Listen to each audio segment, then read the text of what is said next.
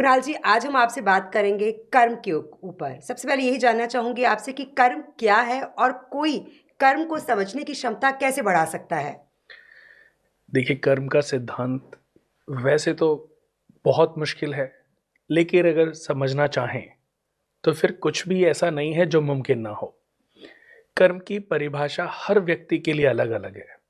जैसे कि मैं आपको पूछूं कि माता पिता की सेवा करना क्या ये अच्छा कर्म है?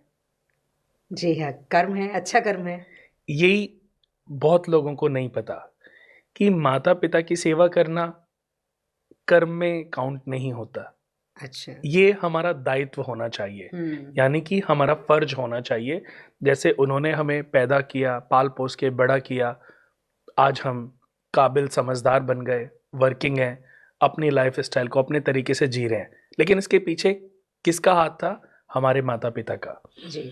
ऐसे ही जब उनको हमारी ज़रूरत कि आज वो 80 साल के हो गए, तो हमारा भी फर्ज बनता है कि हम भी ठीक वैसे ही उनकी टेक केयर करें, जैसे कभी बचपन में जन्म के समय उन्होंने हमारी की थी।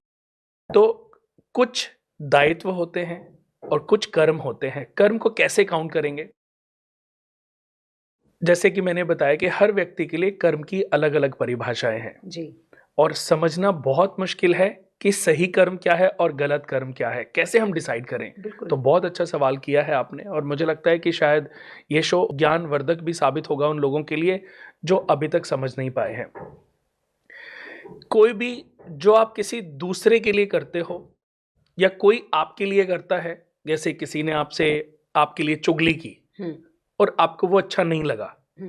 तो आपको किसी दूसरे के लिए भी वो चीज़ें नहीं करनी चाहिए। जो आप चीज़ें किसी भी दूसरे व्यक्ति से अपने लिए एक्सेप्ट ना करते हों, हुँ। तो आपको कदापि वो चीज़ें दूसरों के लिए भी नहीं करनी चाहिए।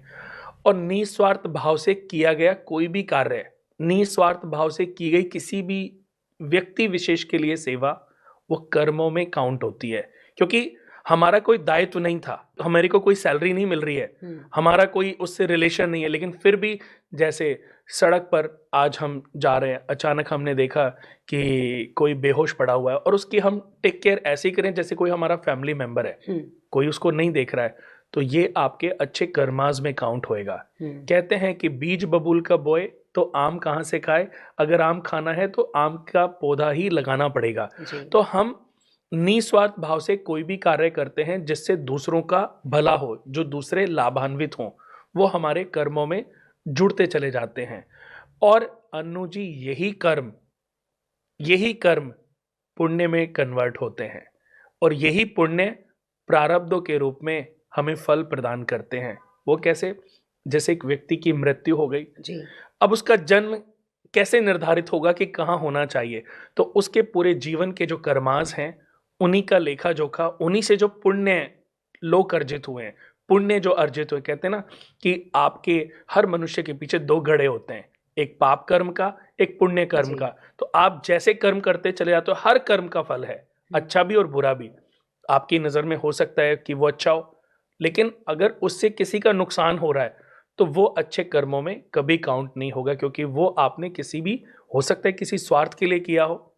हुँ। आप गाड़ी चला रहे हैं, तेज गाड़ी चला रहे हैं, रास्ते में बहुत जगह, एक जगह पर बहुत सारा पानी भरा हुआ है, आपने कहा कि गाड़ी को तेज करके निकाल लेता हूँ कि शायद फंसने से बच जाएं। जी। आपके फैमिली के लोग बैठे थे, उन्होंने भी कहा हाँ तेज करके निकाल लो, अगर छोटा मोटा गड्ढा होगा तो तेजी से निकल जाएंगे। लेकिन जब आपने वो गाड़ी तेजी से निकाली, तो बहुत सारी गंदा पानी जो है साइड में चल रहे 2 लोगों के ऊपर चला गया। हुँ। तो आपने तो अच्छा किया अपने लिए, लेकिन किसी दूसरे का तो दूस नुकसान हो गया। जी। तो हमें ये हमेशा ध्यान रखना चाहिए कि हम जो कार्य कर रहे हैं, किसी भी रूप में जाने अनजाने किसी का नुकसान तो नहीं हो रहा है।